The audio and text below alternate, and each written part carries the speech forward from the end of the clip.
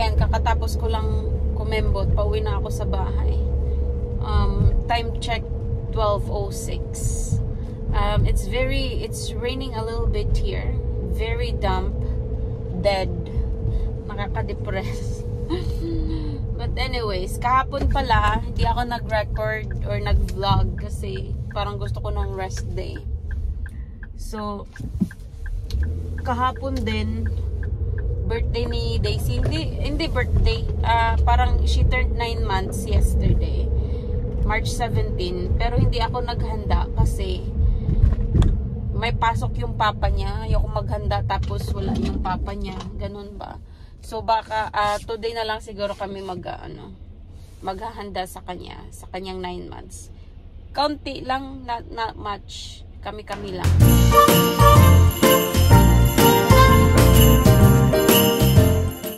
Dito na ako sa bahay, guys. Ayan.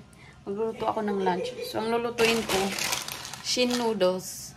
Kasi yun lang yung mabilis maluto. Igipon na. Tapos ito. Bulinaw. Dried anchovies. Ipiprito ko. So, ang ingredients natin, guys. Same lang. Pakita ko sa inyo. Ayan. Onion, tsaka garlic. Tapos yung dried veggies na kasama nung Shin noodles natin. Hindi ko na siya lalagyan ng kimchi kasi ubos na yung kimchi namin. Wala na kaming kimchi. So, ayan. Yan lang. So, ayan guys. Same recipe lang. Wala lang tong kimchi kasi nubusan na kami. Nilagyan ko na lang ng 2 itlog. Ayan. Tapos, pinainit ko na yung mantika natin para sa ating dilis. Buwad. Ayan na siya guys. Nilagyan ko na ng ating dilis. Maliliit siya na version. Sa Asian supermarket ko lang ito nabili. Guys, kanta guys. Yun lang ang hindi maganda sa atin. Kasi yung sumubra naman yung iba, sobra-sobra, trilyon yung pera. Hindi talaga pag hindi ka masipag, wala talaga. Tapos na kami mag-lunch. Magnanap ako. Pero bago ako magnap, ipapakita ko sa inyo yung fried chicken na recipe. Itong recipe na to, recipe to ng Nanay Patsy ko. So, ito. Yan. Ito yung chicken natin. Itong parts na tong chicken na to, backbone siya. Sa may bandang backbone, konektado sa puwet ng manok ito. Puro to ganyan guys, oh. May puwet ng manok. So, kung mahilig kayo sa puwet ng manok, hindi talaga kayo mag-aaway nito. Favorite part din to ng mga kapatid ko, lalo na pag i-barbecue. At mura lang to guys. $2 lang yung isang balot nito. So, gaya nga ng sabi ko, recipe to ng Nanay Patsy ko. So, ang ilalagay natin is chicken powder, 3 spoonful. Ayan. Hindi ko na to lalagyan ng asin guys kasi medyo may lasa na tong chicken powder natin. May sodium na din yan at medyo maalat-alat. Tapos lagyan natin ng garlic powder. Damihan natin ng garlic powder, huwag kayong mahiya. Masarap siya pag madaming garlic. Tapos ito, ang ating crushed black pepper. Ayan. Paghaluin lang natin to guys. Make sure lahat ng parts na lagyan ng ingredients natin. Ayan, nanisan ko lang yung green ng ating kasi tatakpan natin to. Pan lang natin to ng cling wrap. Ayan. Tapos ilagay natin sa fridge. Tapos may isang manok pa ako ditong dinefrost guys. Pakita ko sa inyo. Isang buong manok. This is it's one of the closest to Bisayang manok. Ito. Ang gagawin ko dito, magluluto ako ng halang-halang. Hiwain ko na tong ating manok pang halang-halang. Anong Tagalog ito? Parang lang to, manok na ginataan na may sili. Kaya tawag namin halang-halang kasi manghang siya. Kasi may, may sili.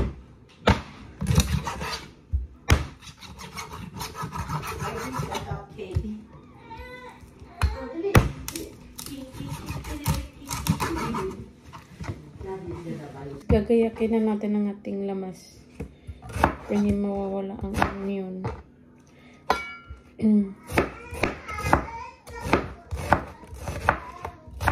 Yung gagayakin ko for 2 putahe na to, yung pansit at natin, halang-halang. Yung halang-halang di ko dadamihan ng madaming sili. 2 lang, isang pula, isang green. Kasi hindi masyadong maano sa anghang ang aking bangano.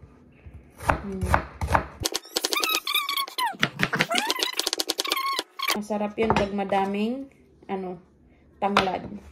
May 3 akong tanglad dyan. Tapos isang karos guys. Kaunti lang yung lulutuin ko na pansit. Kaya isang karos lang yung hiwain natin.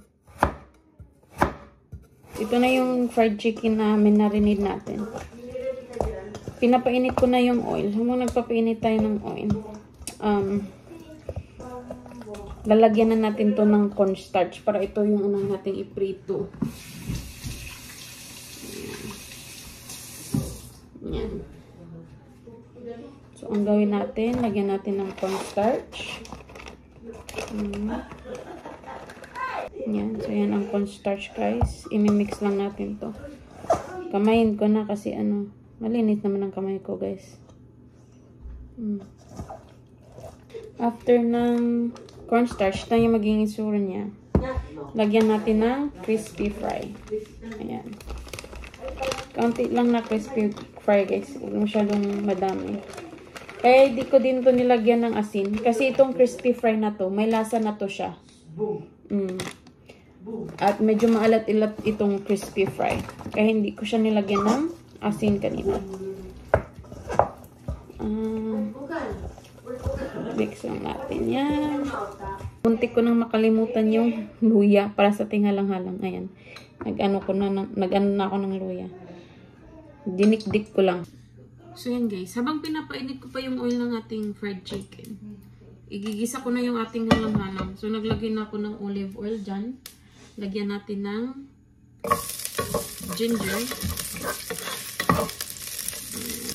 After ng ginger is yung ating sibuyas. After ng sibuyas is ating garlic. Yung garlic. Damihan natin para mas masarap.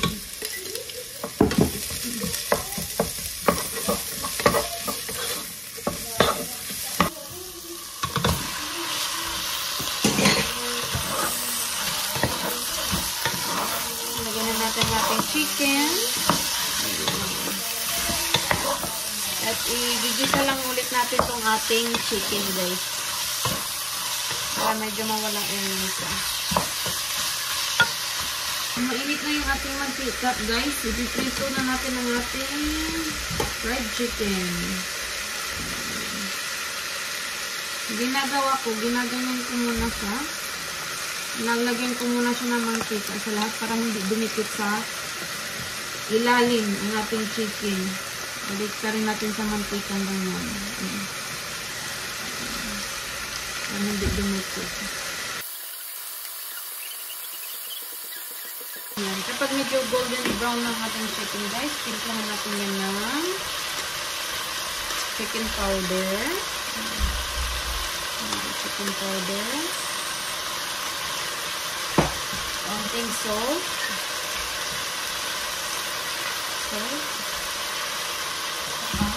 Paminta.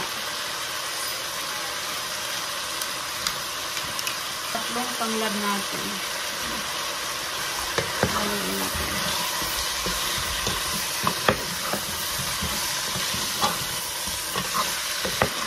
After nyan guys, lagyan natin ng tubig para lumambot siya. Mixan natin ng kaunti. Takpan lang natin ito hanggang lumambot. Hi baby!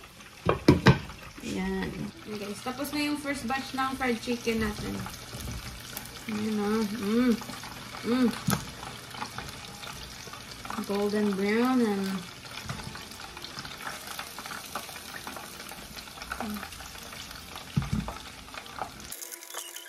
tapos na ang ating fried chicken.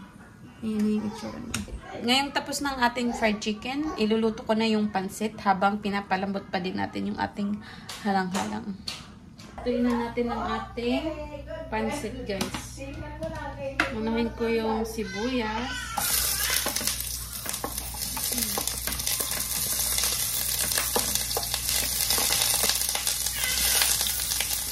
Tapos, ating minced garlic.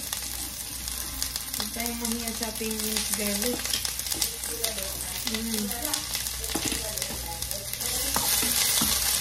Guys, lagyan ko lang ng kaunting tuyo to para hindi mapudla tingnan yung ating pansit. After ng tuyo, lagyan na natin ang tubig.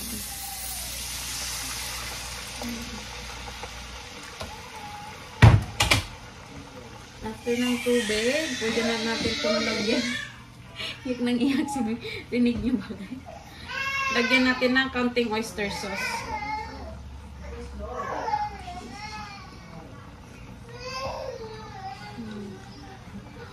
Siyempre, ang ating paminta. Mulo na siya. Lagyan natin ng pansit bihon na mix. Mamasita.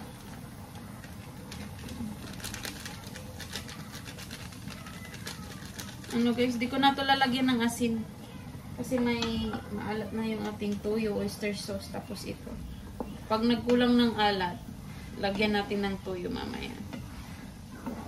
Mix lang natin ng kaunti. Mix na yan, lagay na natin yung ating pansit canton.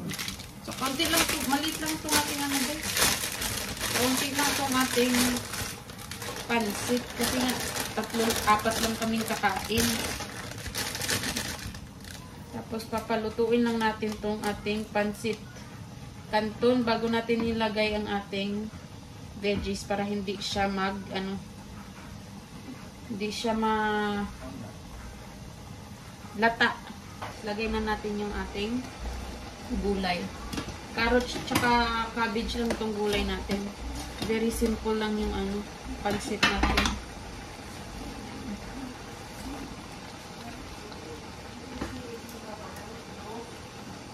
Gawin lang natin ito ng saglit. Pag sinabing kaunti lang yung pansit natin, literal na kaunti. Kasi isang ganito lang yung natira. Kaya hindi ko na siya binabad sa tubig. Kasi kaunti lang naman siya. Maano lang din yan ng sabaw natin. Ito ng ating pansit guys. Diba? Pag-umi. Ngayon naman guys, lalagyan ko na ng coconut milk ang ating halang-halang.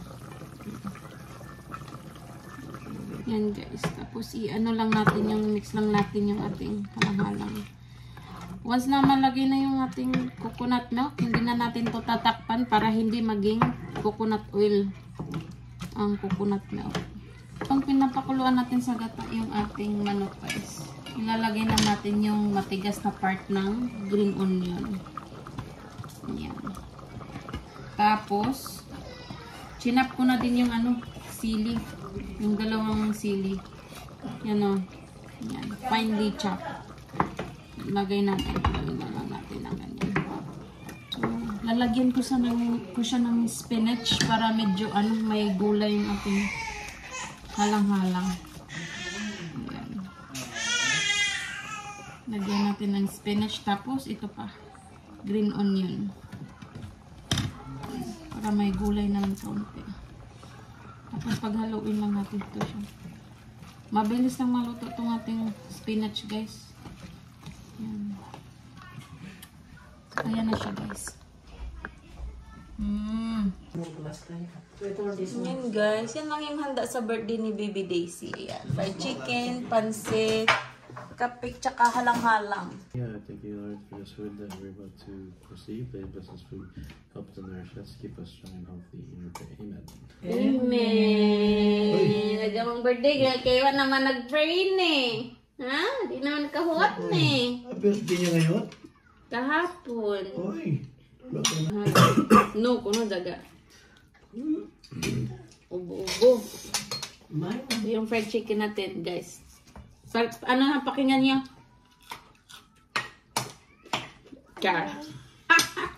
So, nag-microphone pala ngayon. Crunchy.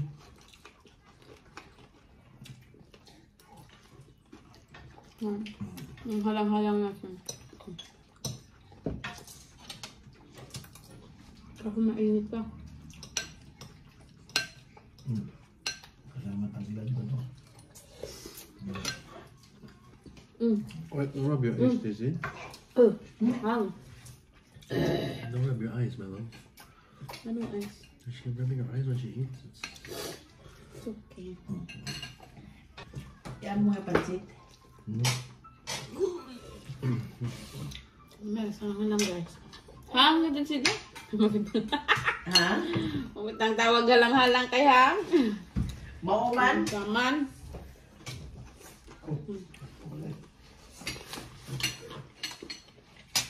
Beautiful.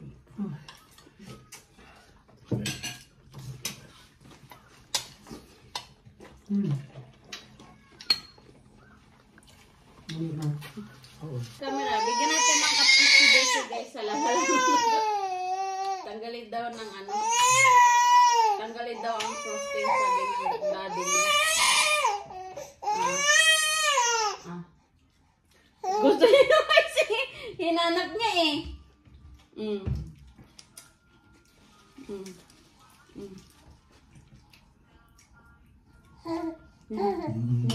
Tumayin. Siguro iba ito matamis. Lambot to ah, lambot. Tumahimik siya. Lamig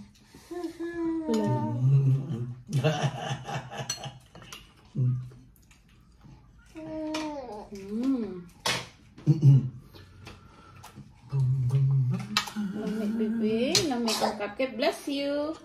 Bless you. Ay, touch ko ang sipan.